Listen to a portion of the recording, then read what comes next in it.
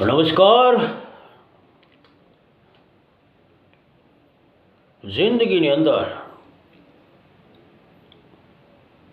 જન્મ થાય પછી જુવાની આવે. જુવાનીમાંથી માણસ ક્યારે વૃદ્ધાવસ્થામાં પહોંચી જાય ત્યારે એની ખબર પડતી નથી. સમય એટલો ઝડપથી પસાર થતો હોય છે કે જુવાનીમાંથી ક્યારે વૃદ્ધાવસ્થામાં પહોંચી ગયો એની ખબર હોતી નથી. અને જ્યારે આપણે યુવાનીમાં હોય ત્યારે જે લોકો વૃદ્ધાવસ્થામાં હોય એની તકલીફોની આપણને ખબર હોતી નથી. જ્યારે વૃદ્ધો ફરિયાદ કરે ત્યારે એમ જ થાય કે આ તો બધું કર્યા કરે, ખોટું છે, આમાં શું તકલીફ, આમાં શું હોય. પણ એ જ વ્યક્તિ જ્યારે વૃદ્ધાવસ્થામાં પહોંચે ત્યારે એને ખબર પડે કે ના, આ તો બધું સાચું હતું. એક બાપ અને દીકરી સાથે રહે. એને માનું અવસાન થઈ ગયેલું. દીકરી 8-10 વર્ષની. બંને સાથે રહે. બાપ અને દીકરી વચ્ચે એટલો અગાઢ પ્રેમ કે એકાબીજા વગર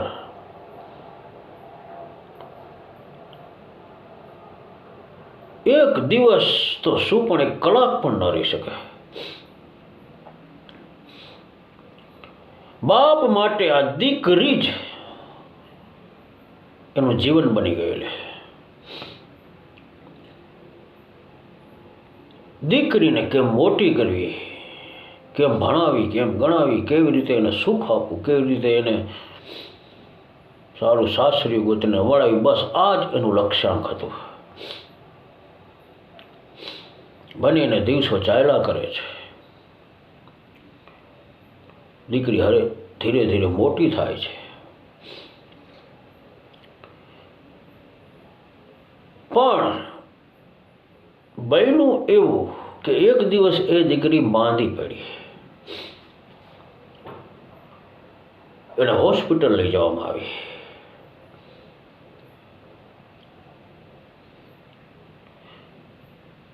અનેક રિપોર્ટો, તબીબી સારવાર બાદ પણ દીકરીનું શરીર ધીરે ધીરે ક્ષીણ થતું જાય છે. દિવસે ને દિવસે એનું વજન ઘટતું થાય છે.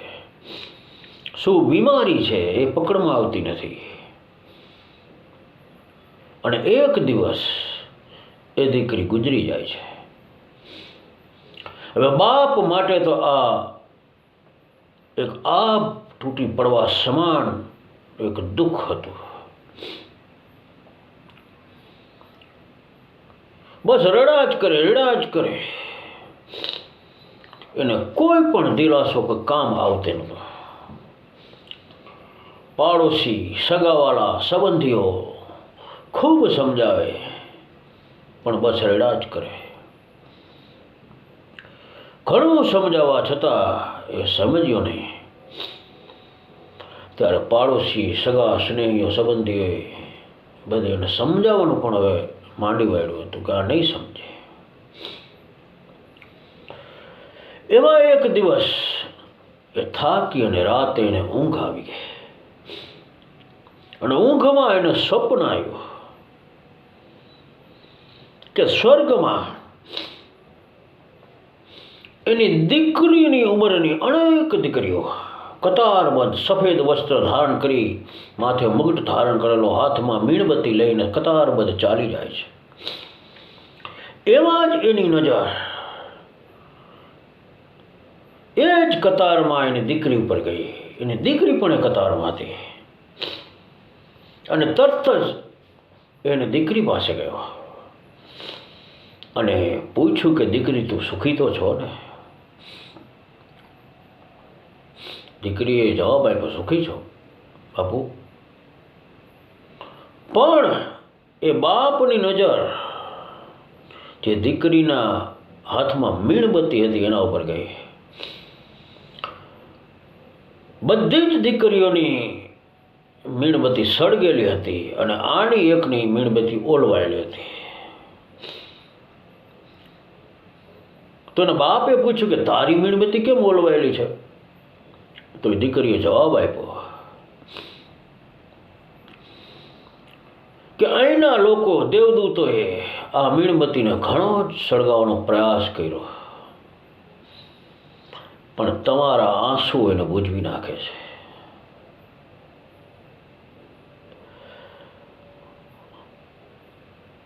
એટલા માટે કોઈના દુઃખમાં એટલું બધું પણ દુઃખી ન થવું, કે કોઈના અવસાન પાછળ એટલું બધું પણ દુઃખી ન થવું કે કોકને મીણબત્તી ઓલવાઈ જાય.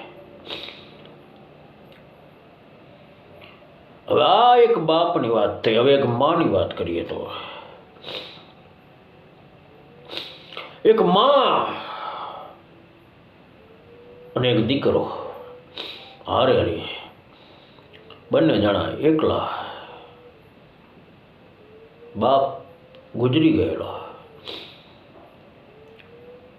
હવે માં એને ટોક ટોક ટોક ટોક જ કરે, વાંચવા નથી બેસતો, હે આ લાઇટ નથી બંધ કરી, હે આને આમ નથી કર્યું, હે અહીંયા પગલાં પાડે છે, આમ છે, કચરો કરે છે, ટોક ટોક ટોક ટોક. હવે દીકરો એટલું બધું કંટાળી ગયેલો કે એને એક બસ મનમાં ગાંઠ વાળી લીધી કે એકવાર હું ભણી ગણી લઉં, મોટો થઈ જાઉં, નોકરીએ લાગી જાઉં, તાર ડોશીને તો અહીંયાથી મૂકીને વયું જ જાઉં.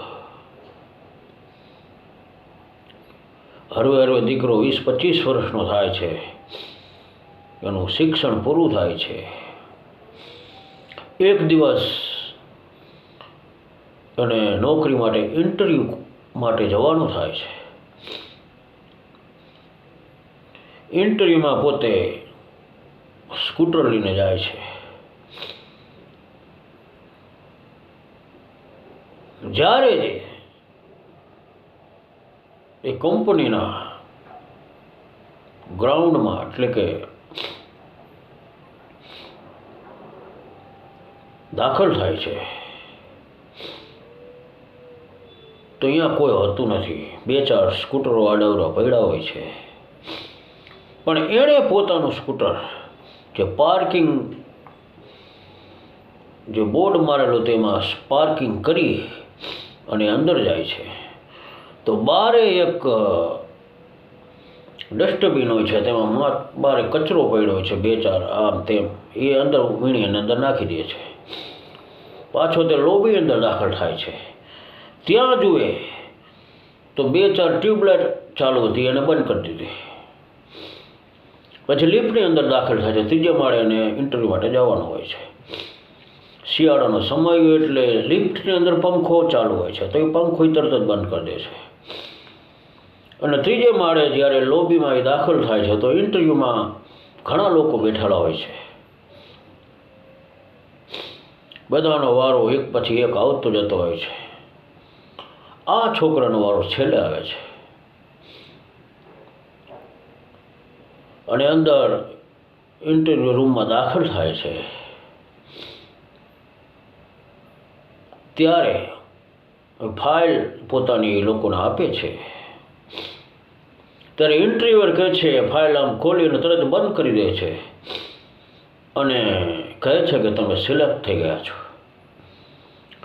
તો છોકરાને આશ્ચર્ય થાય છે કે તમે એ ફાઇલ પણ પૂરી જોઈ નથી, તમે મારો ઇન્ટરવ્યૂ પણ લીધું નથી, તો કઈ રીતે તમે મને સિલેક્ટ કર્યો? તો એણે તરત જ જવાબ આપ્યો કે તમારું ઇન્ટરવ્યૂ બહારથી જ ચાલુ થઈ ગયેલું. તમે જે રીતે સ્કૂટર પાર્કિંગ કર્યું, પાર્કમાં જ કચરો જે રીતે તમે ડસ્ટબિનમાં નાખ્યો, લાઇટ બંધ કરી, જે તમે લિફ્ટની અંદર પંખો બંધ કર્યો, જે તમે આ ઝીણું ઝીણું હજી તમે નોકરીએ પણ લાગેલા નથી અને આટલું ધ્યાન રાખ્યું, તમે નોકરીએ લાગો તો અમારા કંપનીને ઘણો તમે ફાયદો કરાવી શકો છો. આ વાત સાંભળીને એ છોકરો ધ્રુસકે અહીંયા રડવા માંડ્યો અને કહે છે કે સાહેબ, હું નોકરી ઉપર તો કાલે આવી જઈશ, પણ તમે મને અત્યારે ઝડપથી ઘરે જવા દો. એ ઘરે જઈને એ તરત જ એની માને બાથ ભરીને રોવે છે, રડવા માંડે છે. જે છોકરો ઇન્ટરવ્યુમાં પહેલાં એ વાત કરતો હતો કે એકવાર નોકરી લાગી જાઓ પછી આ ડોશીને છોડી દેવી છે, એ જ ડોશીના એ જ માના શિક્ષણ એને કામ આવી ગયું, એ જ માની ડિસિપ્લિન એને કામ આવી ગઈ. તો જીવનની અંદર ઘણી વસ્તુ એવી હોય છે જે સમય પહેલાં આપણને સમજાતી હોતી નથી, એ સમય જ આપણને સમજાવતો હોય છે. હમણાં આપણે વાત કરેલી કે યુવાનીમાંથી આપણે વૃદ્ધાવસ્થા તરફ ક્યારે ચાલ્યા જાય એની ખબર નથી પડતી હોતી. એક જૈન મુનિની એક બહુ સરસ ભજન બનાવેલું છે, એની 2 કડી હું તમને સંભળાવું કે રમતા રમતા ખબર પડી નહીં ક્યારે જુવાની ચાલી ગઈ, હાથમાં લાકડી આવી ગઈ. રમતા રમતા રમતા રમતા ખબર પડી નહીં ક્યારે યુવાની ચાલી ગઈ, હાથમાં લાકડી આવી ગઈ. રમતા રમતા જન્મ્યો રમ્યો ભણવા ગયો ને યૌવનમાં ઉત્સવ કર્યા, પદ પૈસો પરિવારની પાછળ રાત દિવસ ને એક કર્યા. જન્મો રમ્યો ભણવા ગયો ને યૌવનમાં ઉત્સવ કર્યા, પદ પૈસો પરિવારની પાછળ રાત દિવસ ને એક કર્યા. હવે રાત દિન લાગે મોટા, ચતુરાઈ બધી ચાલી ગઈ, હાથમાં લાકડી આવી ગઈ. રમતા રમતા ખબર પડી નહીં ક્યારે યુવાની ચાલી ગઈ, હાથમાં લાકડી આવી ગઈ. નમસ્કાર. Receive 60